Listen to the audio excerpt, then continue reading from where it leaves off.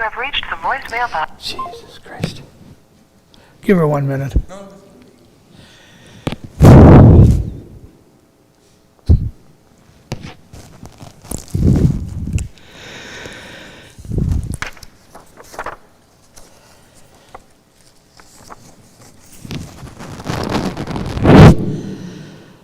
It's only 4 minutes after.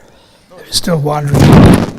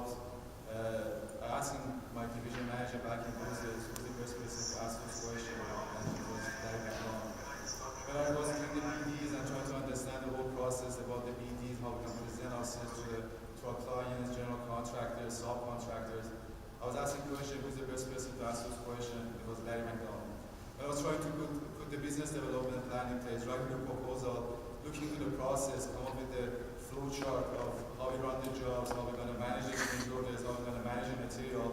I asked the question, who's the best person to answer my question? It was Larry McDonald. Then finally, I had the chance, I had the pleasure to know Larry in more depth, having more communication with Larry, and just trying to understand his point of view on the construction side, on the BD side, and just improve my knowledge. Larry is a huge asset to our team, to BlackandMacdonald. Working BlackandMac more than 52 years, like imagine that much commitment Larry has to the company.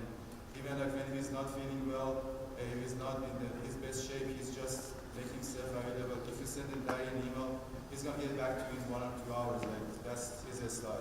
It doesn't matter if it's 5 a.m. in the morning or 11 p.m. in the afternoon. He's always available for our team. He's always available to BlackandMacdonald.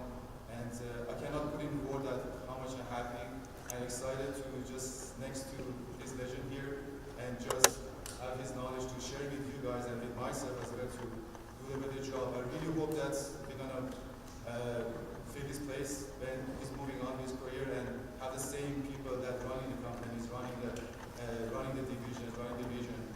Currently, Larry is our senior vice president for BlackandMacdonald as well as the president of Canadian-based operations, one of the most successful region in BlackandMacdonald. Please join me and welcome Larry today. Thanks, Larry.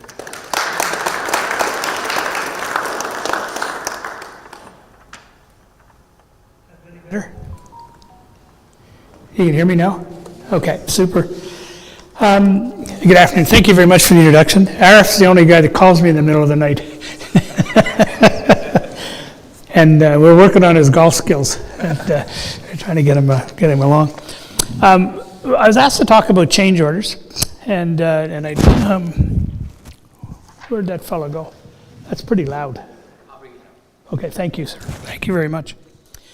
So, and Afra talked about National Project Management Manual. How many people know what NPMM, National Project Manager, is, have seen it, and actually had it online? Hands right up.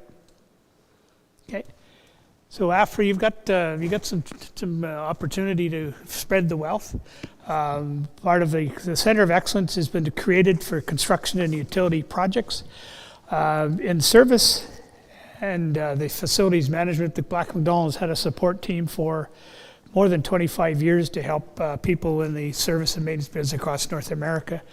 So the corporation, your senior management team wanted to do the same thing in construction. So myself, Frank McDougall, put your hand up.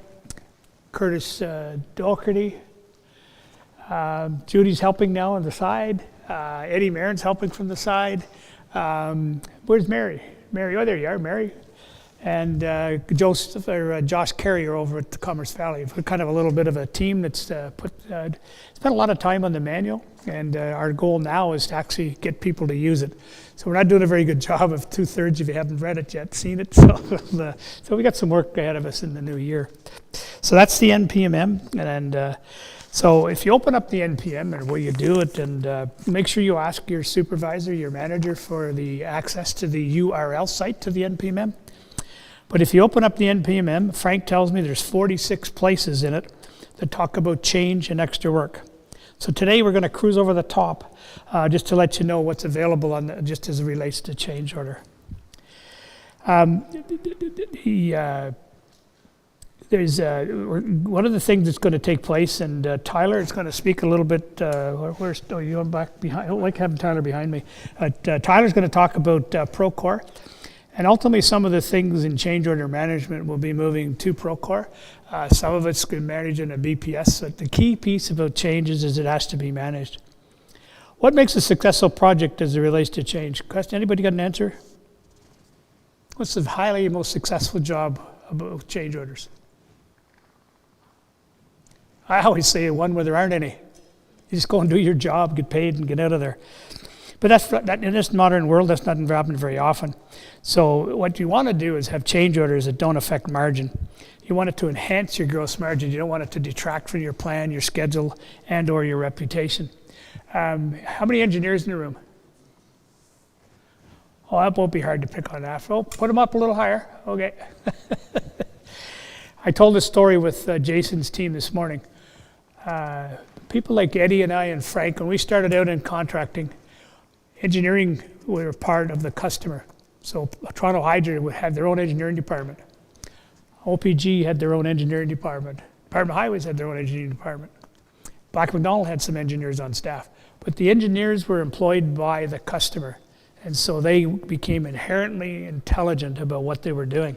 So lessons learned, data, where was the last ghost buried? They knew all those things.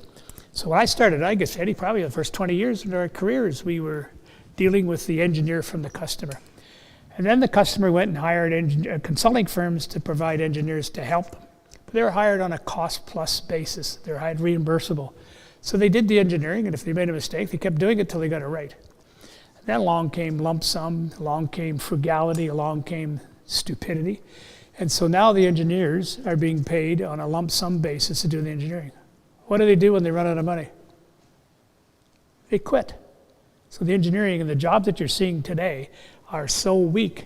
So that's the root of why there's so much change orders. There's not a lot of the owners and the engineering, their representatives, have not put any time into planning, investigating, learning the lessons, and they have no idea where those last skeletons were buried. And so it gives rise to this challenge we have today, which is an extraordinary amount of change.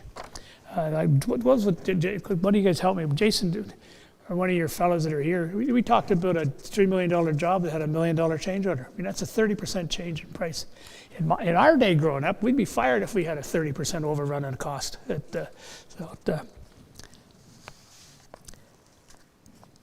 So the next piece is the project management team. I'm going to use the word PMT, project management team. That's short for the foreman, the quarterback, the supervisor, whoever is responsible for the managing the project team.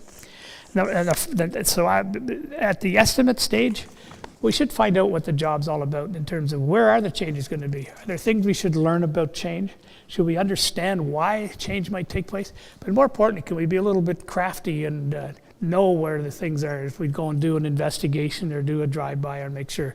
So the knowledge is very, very important. That's the second part. And then the third part, is, in my world, is don't start doing change until you get it approved and signed off. It has to be signed and approved and signed off.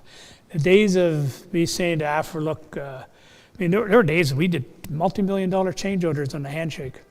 But I wouldn't do a $100,000 one today. I mean, those days I think are over because there's auditors, there's different departments. Somebody comes along and says, who the hell is AFR? He didn't have the authority to make that change, make that agreement. So getting sure that the change is approved is very important. And we need to follow a good process.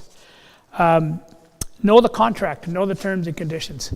I was very fortunate. It was embedded in me. I got sent to St. Lucia in 1970 to look at a job. I had a foreman's manual and a spec for the project. I was 18 years old. There's a spec on how to build an airfield with some high voltage work. And when I got there, the guy said, any little question. But from that day on, I always wanted to know what the contract was. And we had a little foreman's manual that told us this is the rules of the road with how we're going to operate. And those are very fundamental to doing your business. Know your contract. Who on your crew knows the contract? Who knows it better than they do? I think the second part is I would emphasize that good project management is founded in good communication and establishing a change order process up front with your customer.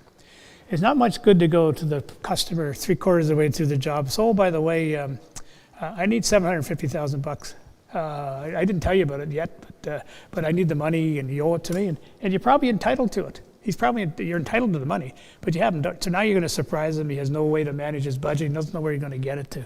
So starting at the very beginning, I always preach, and Judy's going to help me with making sure Pullman. There's a thing called a guide to costing work. So having that available so that you understand what your costs are, you know how to price it. And Eddie is always there to help as well on the change notices and making sure that you understand. But you got to know your contract, and you got to know what your prices are. Do you like surprises? Does your spouse like surprises? Well, our customers sure don't like surprises. So the question now is but I always believe at the very beginning of the job, it's kind of like Vegas. It's woohoo. You know, it's we just got married. We're going to go and have this fun job with this relationship with the customer. That's the time to establish how you're going to manage change up front now before there is any change. Hey, look, what do I? And you guys, so what do you want to talk? You know, after, so why do you want to talk about change? Well, just in case it happens. But you establish the process and the rates and the markup on the change and who signs off on it. Well, there's nothing controversial. It's a hell of a lot easier to get it approved later if you've already signed off and agreed it. Not much good to go and ask somebody to sign off on something while you're fighting and, you know, surprise the hell out of his price. I think, quite frank, and Eddie, you guys used the words this morning. Anything to do with the customer, Black and Mac, we've got a code of conduct. You know, we want to be respectful and have frequent dialogue with the customer. It's pretty easy to tell when the jobs that are going stale and don't go well, and there's lots of anger, and it's because our supervision, hasn't got a relationship with the client, and so that's the very part.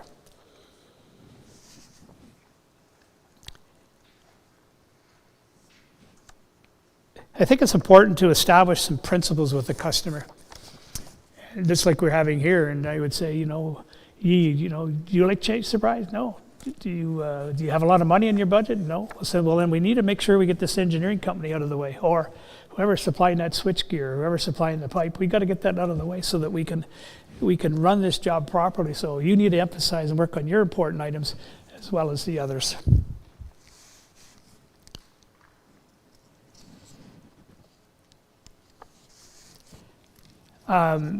Mary and Curtis and Frank handed out a document. It's called, and what we did here, Frank went in the NPMM and he's highlighted the 4 most important pages as relates to change order.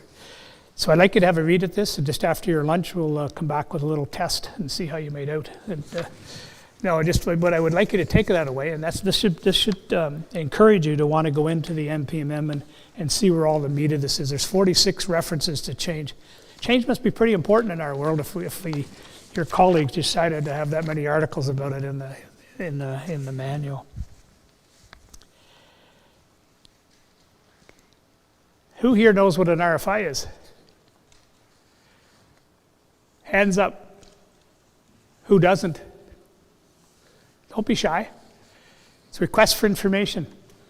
And what we did in the manual, we put a dash after and put AVO. You know what the AVO stands for?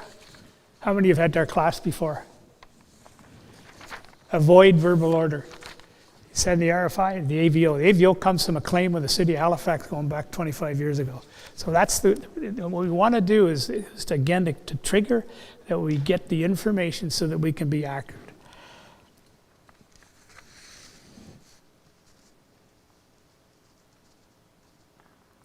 Tracking. How many here are project coordinators, foremen, supervisors, work on job sites? Or anybody not? How many have a cell phone? How many take pictures at the beginning of the job, halfway through the job, at the end of the job? They are the most valuable tool that you can have in taking photography. Many of you are in the utility business. I used to laugh. I worked on the lead cable splicing crew for a while and did a lot of work outside, and a lot of work was buried. And I used to say we used to bury our best work. The customer had not a clue whether that lead cable splice or that high voltage splice or that pothead was any good. But he sure shit knew whether the sod was growing. If you take a picture of the fact that there was no sod and it was just a peak of crap when you started, then you have the evidence to say, this is what I inherited. This is not the way it is.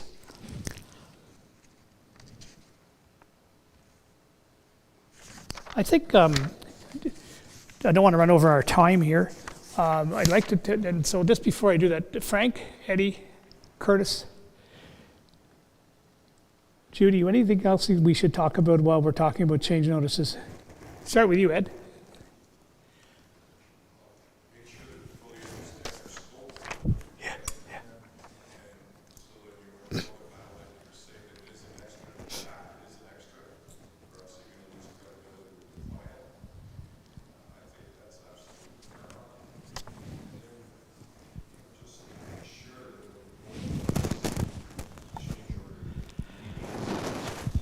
when you go into these change order meetings, that you have the right people there to make the decisions, right? A lot of times we're wasting time trying to, explain to somebody, get to the right decision makers. I've always found that to be a struggle. I think a key point, a takeaway for the group here is don't wait to get these change orders approved. Time is of the essence, and money, you don't want to go ahead unless it's a safety concern. If it's a safety concern, obviously you got to react right away. But if it's extra work, to Larry's point when he kicked off the meeting, and AFRA as well, is make sure that we're getting paid for extra work. Remember, we're not Goodwill Construction Company. We're here to make money. And if you want to use it as a horse trading measure to help with something else, by all means do that. But to me, when I think of change orders, the first thing that comes to mind is I got to understand my contract. I got to make sure that I understand my scope first before going in, because with every extra, there's usually also a credit. So that's why it's important to understand your scope of work. And as we talked about this morning, when you do put in extras, remember that down the road, if they do issue a credit, it's going to be based on your revised number. And I've seen that happen a lot. It's happened to me as well in my career where, I was high-fiving, I got the big number there initially, and then they came back and issued a credit, and then I got stung. So again, those are three key takeaways that I always look for when it comes to overall change orders. Eddie and I met Eddie using sarcasm. I remember the first time Eddie came back, where's that the koozie guy? We got to find that son of a gun. What the hell's all this paperwork about? So it was back a few years. Eddie was at Dufferin and I was at BlackandMac. Frank, did they get, pardon? GTA job?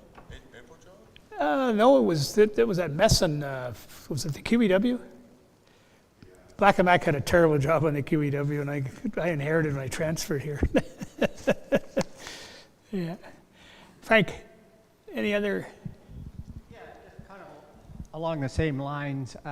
Just know your contract in terms of the change notification requirements and obligations. So sometimes you're too late, they're not going to pay. So. Yeah, that's right, timing. Curtis? Judy? I think to Eddie's point, if we think about when we're working and we have a subcontractor and that sub presents us with an extra, how do we feel? Yeah. Right? So we don't want our customer to be surprised. We want to set that up at the beginning of the project to really understand who has the authority to approve a change. Could there be budget constraints on this job, just like we have budget constraints? So if a sub submits a change to us and we don't have that authority, we have to take it upstairs to another person or another level. We know how difficult that can be.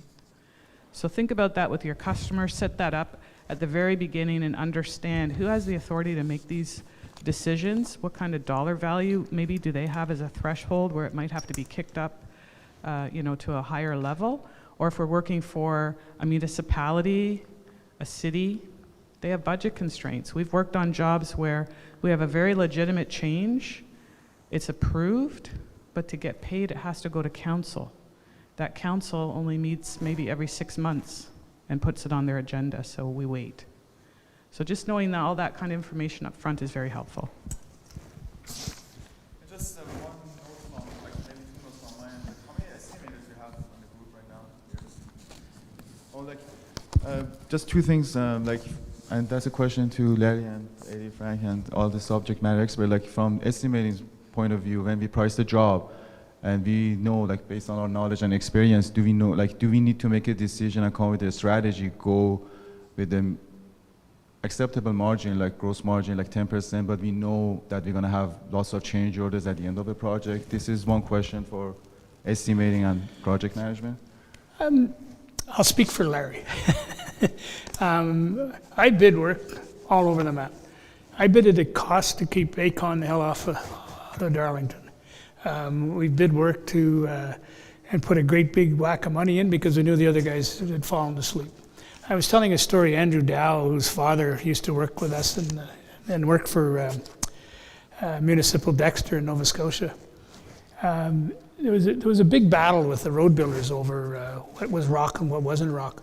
So 2 nights in a row, they took an air truck out and went up and down the street quietly until they found out where the rock was. They did the job at $1 because they really wanted the job. So there's lots of science about it, but if you're going to play that game and you're going to play the science of estimating, you better know the estimate entirely and know what the tolerances are. And then you can get to be start. And there's been a few times we outsmarted ourselves. We worked at Alert for 6 years, and I don't think we made a nickel up there. And the other question I have, back to Frank's point in terms of understanding the contract, just from my word, like MTO, let's say, like they have lots of mechanism to manage the change orders, like let's say change directive.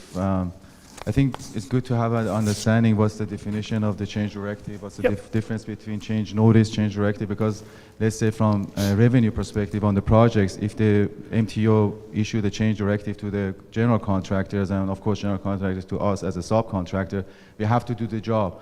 But and it's going to be on T&M basis, but T&M is not going to be like 65% of the hours we're going to get paid. So like I think these are the factors that we need to consider, back to Judy's point, that communicate those change orders to the client and just come with a strategy ahead of time, not be everything is the last minute and not having a plan in place. And your customers are all engaging them differently. Hydro One, Toronto Hydro, people like that, I would give them a lot more. MTO, they're bastards. I remember the job in Rockland with Dibley's. The site inspector and the Dibley guy, we traded manholes for poles. And then 2 years later, an auditor shows up at the Black and Mac office and says, can you show me where the manholes are? They're gone. We horse traded them. Well, that's illegal. Again, guys can't be horse trading on this job site. So you got to be careful who you're working with. Any other questions or thoughts? I'm going to watch our time. I don't want to. Yeah.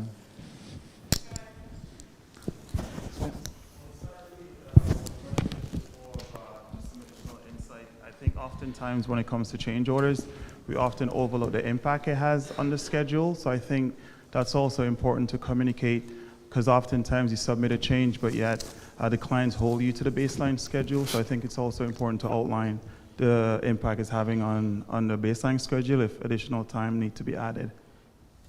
You're absolutely right. The cumulative effect of change needs to be in consideration. And I think in the manual, there's a clause that we would write down that says this is the cost and the price of the change notice, but the cumulative effect of this has not yet been determined. You're right. Yeah, correct. Any question?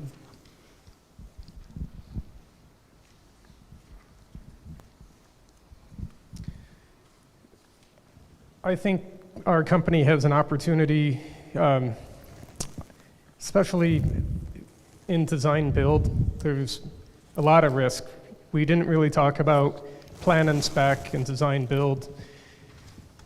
Design build, we're owning a lot of that engineering responsibility, and to Larry's point, we're going in fixed price, and there's just so much risk with engineering. There's new risk now in procurement. But before we sign a contract, when we're doing that risk assessment, there's an opportunity to get allowances, and I don't think we're really exploiting that as an opportunity for our company.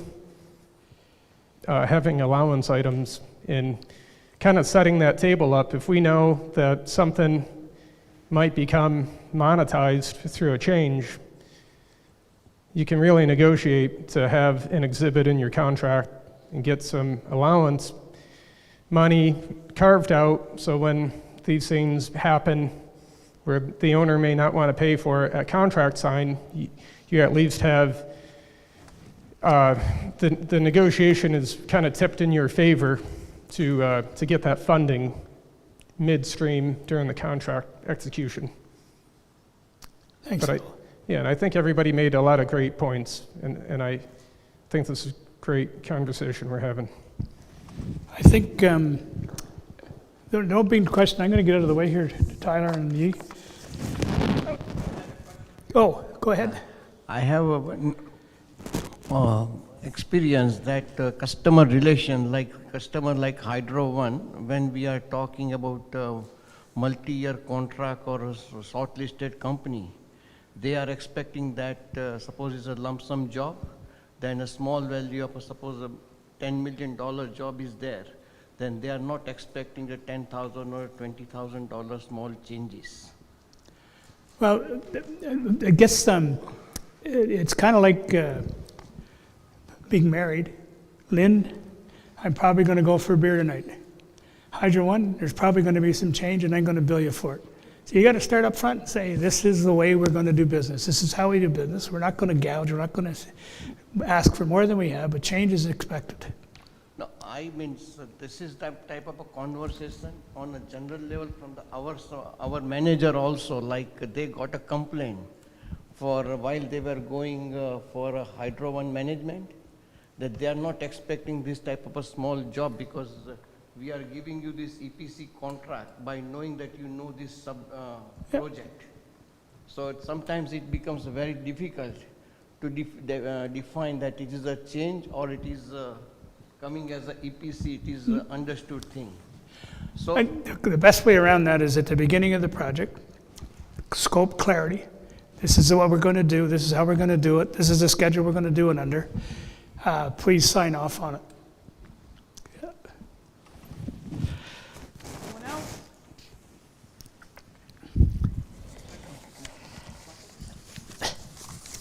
Or do you want to introduce Tyler? Can you introduce me? Yes, so Tyler. How did you want this? Good. I think you can. Don't worry. Oh, you're going to Tyler, a good friend from FSG. No, Yeah. Business Solutions. Business Solution, yeah. So sorry, it's lots of things happening in the CVD office. Sometimes it's a little bit hard for, at least for me, to understand. But Tyler was part of a group for MTO Municipal, our good friend.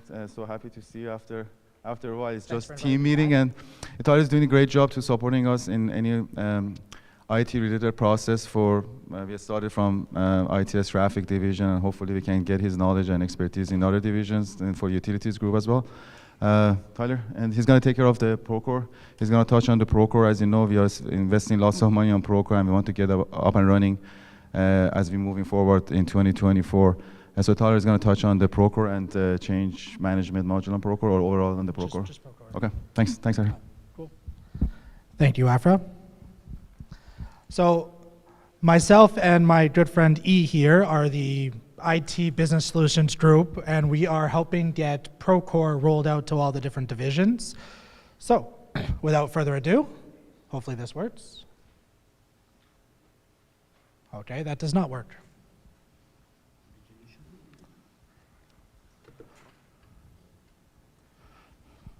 Hi, here's our quick agenda. We will touch briefly on what is Procore, what Procore can do for you guys, the Dimension portal, which is really just the integration part, how to get access to Procore, the training that we have currently available for Procore, and then we'll do a brief overview of our roadshow, and then I will open the floor to all your wonderful questions, which will mostly be, Tyler, why are you so awesome, right?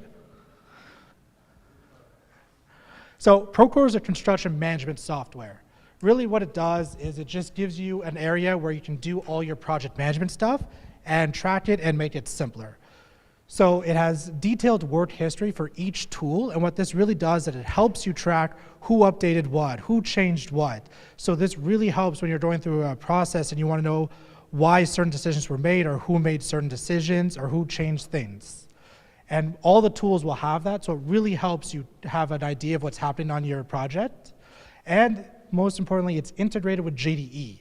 So what that means is we have the third-party Dimension portal, which will connect JDE to Procore, and it'll pull all the up-to-date information.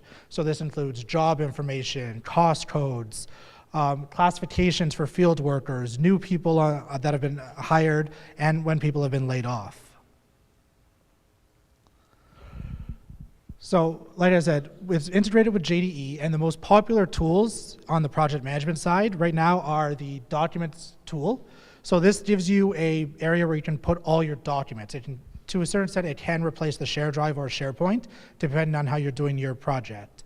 There is also a tracking and history on the folders and in the documents. So you can track specific documents to see who downloaded them, who updated them, all the different revisions. Drawings, you can upload all your drawings. That can be either uploaded through the document tool or straight up from your computer.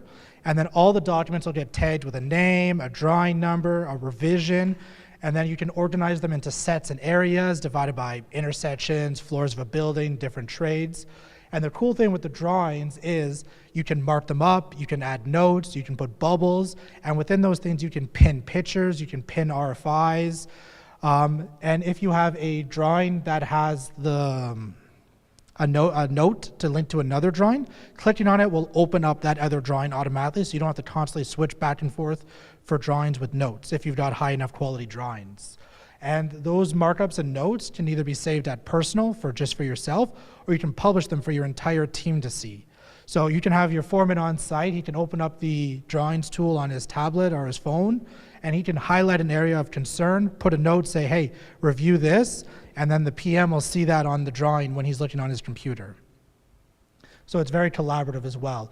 It also lets you upload all the specifications. It'll track the different revisions on the specifications. And then once you've got those things uploaded, drawings and specifications can be tagged in RFIs and submittals. So it's all referenced and circular. So it keeps everything moving. So you're not constantly flipping back and forth, going, oh my God, where do we save that drawing? Which specification? These specifications can also be searched with keywords, just to make things a little bit easier. Now there's the RFI and the submittals tools. These will automatically be numbered, so it'll track all your RFIs. You'll have RFI 1, 2, 3, 4. It'll show you who's currently responsible for responding at the moment. And for those two tools, not only do they have history, so you can see when it was created, who created it, when the last update was, who did the last update. They also have some customization. So you can say how long until it's due, and that's up to each PM to set. We have some default dates in there, but you can change those. And there's a fancy little check mark that'll send automatic reminders. So as soon as those 10, 14 days, whatever you set are up, whoever's turn it is to update it will get an email every day saying, hey, you got an overdue RFI to update. You got an overdue submittal to respond to. So it takes a little bit of burden off emailing your vendors or the GC saying, hey, any update on this? There's also a schedule tool. This is a static schedule where you can upload a PSITS, a Microsoft project, or several other formats, and then it'll show up on your project homepage with all the tasks. It'll tell you when they're due, how many are up in 7 days, how many are greater than 7 days, and then within that tool, there's a look ahead where you can create 1 to 6 week look aheads, and then tag people on your project team with subtasks to keep people, and then it'll show up on their Procore when they log in on the project. So it can keep people moving and setting up all the different tasks and stuff like that. There's also a daily log, which is a very useful tool for the field guys. There they can track deliveries to site, inspections on site. They can add photos, I already said deliveries, but material, things like that.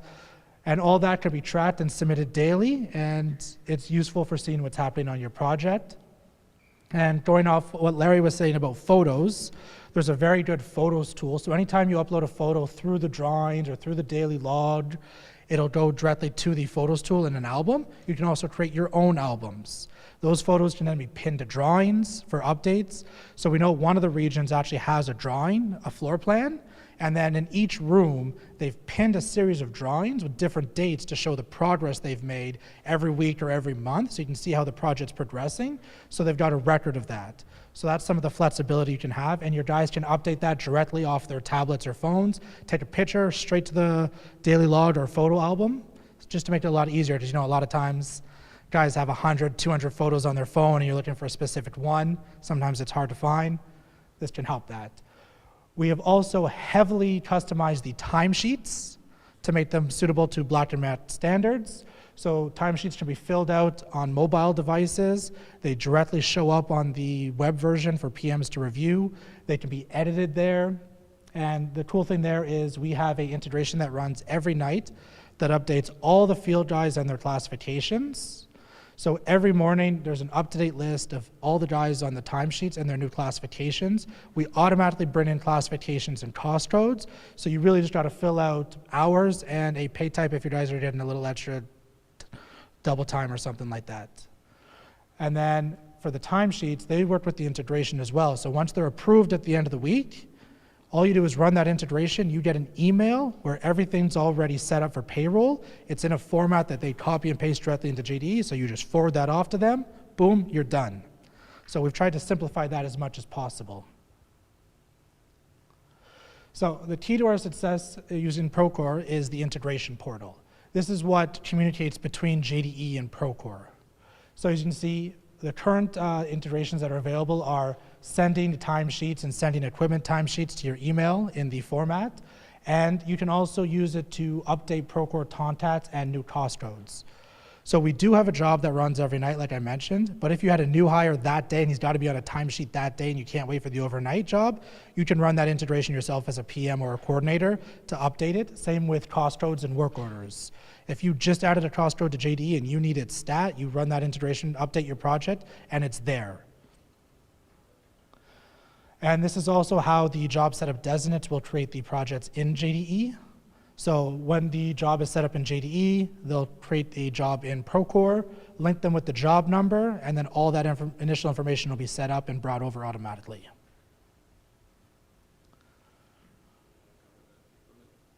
Oh, and we also have a separate one for equipment recovery. So if you're doing non-assigned equipment recovery, so bucket trucks, RBDs, there is an integration where you can recover that, and it will send an email in the format for equipment timesheet recovery that can be copy and pasted into JDE as well. So Procore is available. Sorry, so just a question for equipment. Like if you have a timesheet with the equipment that are not assigned to the individual, you need to upload the new timesheet just for the equipment? What do you mean? Like if the equipment is not assigned to the individual, and you would track those equipment on the timesheet, is it going to be only one timesheet or you need to upload two timesheets? It'll be a separate timesheet because it's a different format, and it gets uploaded into a different part of JDE. And it's not always done by the same person. Like Pullman usually sends the equipment timesheets to the garage fleet. That's why it's two separate ones, and it's got a different format because there's no job type, there's no job step, there's no classification. So the equipment has a slightly different JD upload format, which is why it's a separate timesheet. But we do bring in all the equipment like we do with the field guys. So all the up-to-date equipment is there, and they can be added to crews or their own crews depending on how you want to do it. So to get access to Procore, we have created Procore-specific tickets on the IT help desk portal. So there's one called Employee Access. Fill that in with your information, send it to IT. You will get added to the Procore company directory. Once you're added to the company directory, you can be added to as many projects as your PMs, division managers see fit. We also have one for external people, so once you've set up your project and you want to add vendors, you want to add GCs, architects, they can be added to the project, and then they can be sent RFIs and submittals and stuff directly through Procore. If they don't use Procore, you can still upload information on their behalf and then save the emails or the PDFs in the tools as well. And if you ever run into an issue, there is also a Procore issue ticket that'll come to us, and we will help solve your problem. It's worth noting that once you have access to Procore, unless you've been assigned to a project, you won't see anything. Project managers are added automatically to a project when we run the integration, and then they just have to add their project team. Now, there is a tool where you can add the same project team from project to project to project to make that a little bit easier. And that will be covered in our more in-depth training, which we do on the, is that the next slide? Nope, that's the slide after this one. This one is the Procore training. So we do have Procore customized training on Litmus. You guys have probably seen it. Some of you may have already completed it or been assigned it. We've got 4 main types of training there, one for job setup designates, one for project managers and PMs, one for foremen, and one for estimators. If you have any issues getting access to that in Litmus, regional HR can assign it to you to make it easier to find. And within Procore, there is a little question mark thing. If you click the support in there, it will bring you to a customized Black and Mac training center where we've got role-based documentation on standard Procore tools that we haven't customized that you can just see how to use them. So for more in-depth training, E and I are currently on a cross North America Black and Mac roadshow. We've already been to the Halifax Mountain and the so warm Saskatoon office. We are continuing with it, and we will be coming to an office near you guys soon where we will give a more in-depth how-to and doing a more in-depth Q&A and going through specifically how to use the tools. And that's all, folks. Any questions?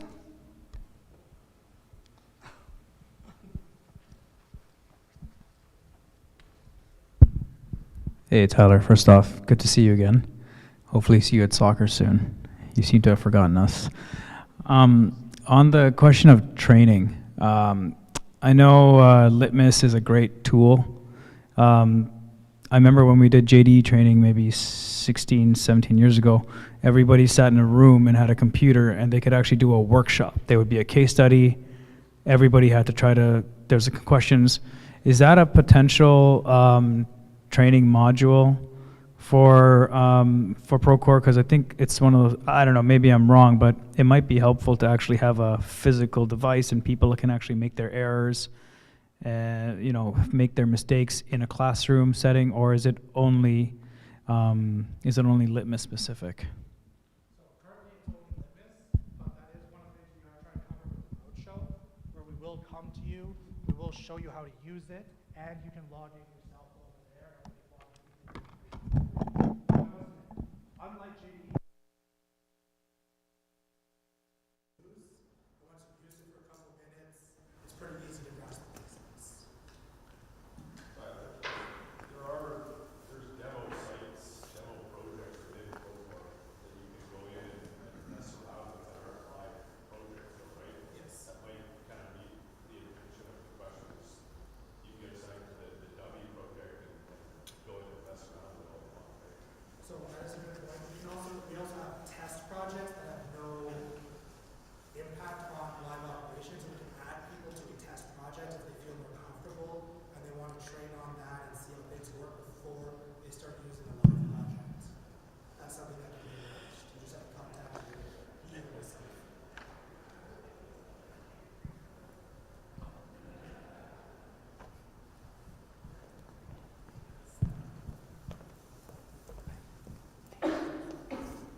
Hi, Tyler.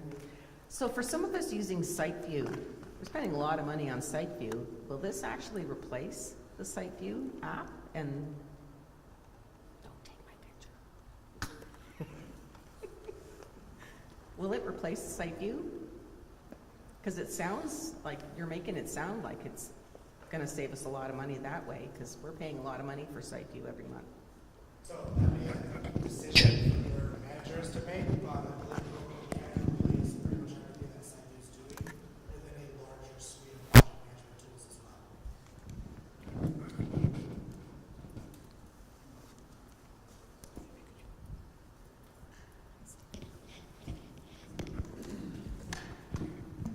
Hey, now I look like Taylor Swift. Any more questions? Oh. Hey, Tyler. I would like to confirm, is there any tool to track productivity? There is, but we haven't released it yet for Procore. We're working on that. The whole financial suite is still something that we're developing to make sure that it meets the BlackandMacdonald standards, but that's on the roadmap. Thanks.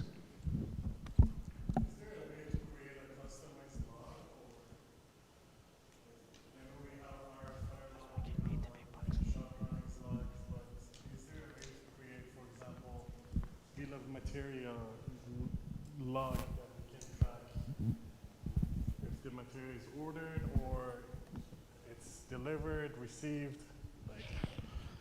So for that, you can either track it through the daily log tool when things are delivered specifically on site. If you wanted something more in depth, there are customizable form and correspondence tools that we can develop for you in conjunction with you guys. And then if it's a BlackandMac standard, we can have it assigned to all projects across the company. So those things can be developed if there's an ask for it. Just one question here. I'm not sure if you touched on that. I think we're looking to have some sort of lesson learned module in Procore. Is it something that we're going to have access to that? Or is it So Procore right now is really project by project. So you could have a lesson learned within the project, but it would be specific to the project. So you'd have to have access to the project to see it. There's nothing really on top of that at the moment. is it section specific to that job, yes. I think we can have some different tools to looking at it. Is the fillable PDF we can put in the forms tool, or if that not meeting the needs, we can create a correspondence for the lesson learning. Yeah, my concern is that we have lots of similarity on the jobs, and sometimes those information is not communicating with other PMs. If I make a mistake on one job, there's no way I can communicate that one to other PMs. Like there's no format to, formal format to share those information with my colleagues. So because that was our hope to get that thing sorted out by Procore, that lessons learned part of the project. And I think this is something that definitely we need to prioritize because that's a big thing for our construction. That will be a very good point. So during the timesheet, we have like a division level projects set up, and that will be a good place to hosting some of the lesson learns for the future projects as well. So my next question is that is it possible to create a portal for the lessons learned and classify some of those lessons learned on a specific projects? So everyone can have access to that and they can basically come up with a library of lessons learned. So that's going to be available to all the PMs, PCs. So if you're looking for the company-wide, we can have or some the regional offline. wide. Yeah. So we can have some offline chat on that. So, but that division level, definitely you can do that today. Okay. Thanks.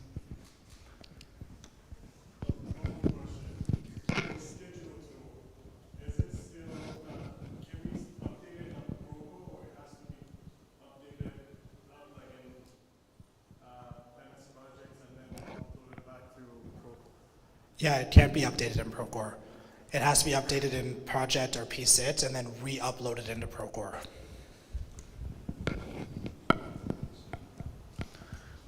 Any more questions for Tyler? Good? Thanks. Hi, thank you very much, everyone. Thank you. So I guess we're going to have a... Okay, so yeah, please go back to the front desk and please have a sign-in. And I think we're going to wrap it up and get ready for lunch, and then we're going to have a Q1 meeting at 1 o'clock. Thank you guys. Thank you so much for your time.